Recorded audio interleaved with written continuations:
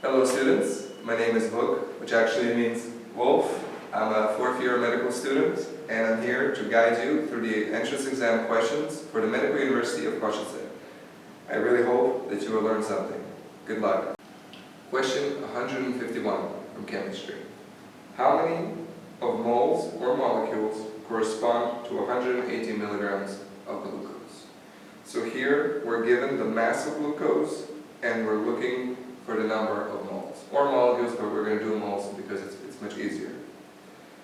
Now, we're also given the information that we're talking about glucose. And we know the formula for glucose, which is C6H12O6. And we're going to use this to calculate the molar mass of glucose, because we need it for the following equation. So mass, we'll call it M, is equal to the number of moles multiplied by the molar mass.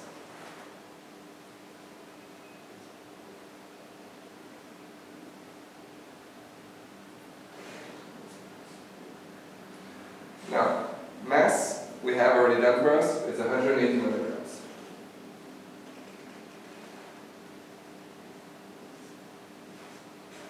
Moles is a question, and molar mass we can calculate because we know the glucose is C6H12O6. Very easy thing to remember, 6O6.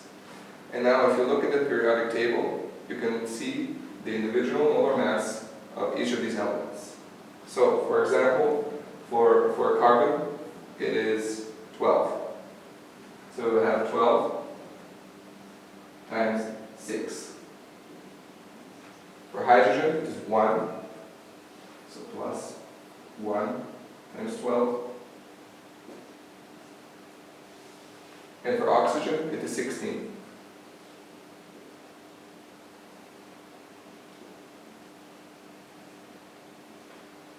Now, when you add all this up, it actually conveniently adds up to 180.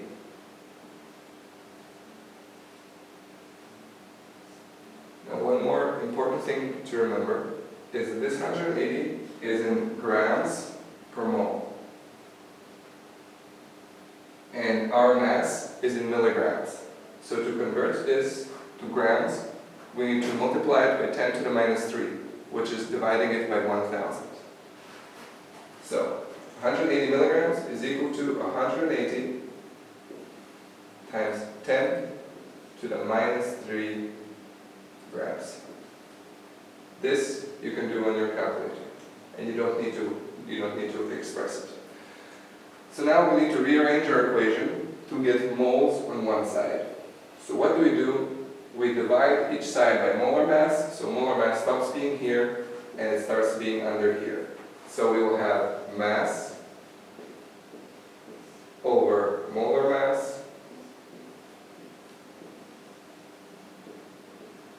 is equal to the number of moles. So in this case the mass is 180 times 10 to the minus 3. The mass is 180 times 10 to the minus 3, and the molar mass is 180.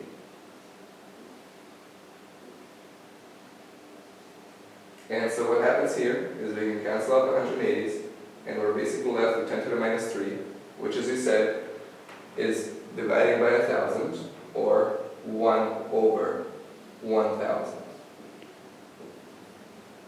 which is 0.001.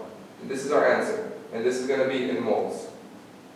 And if we want to convert this to millimoles, again, we can just times it by 1,000, and we'll have 1 millimole.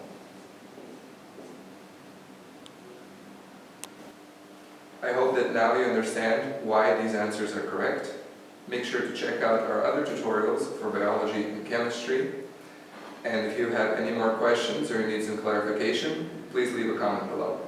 Good luck and goodbye.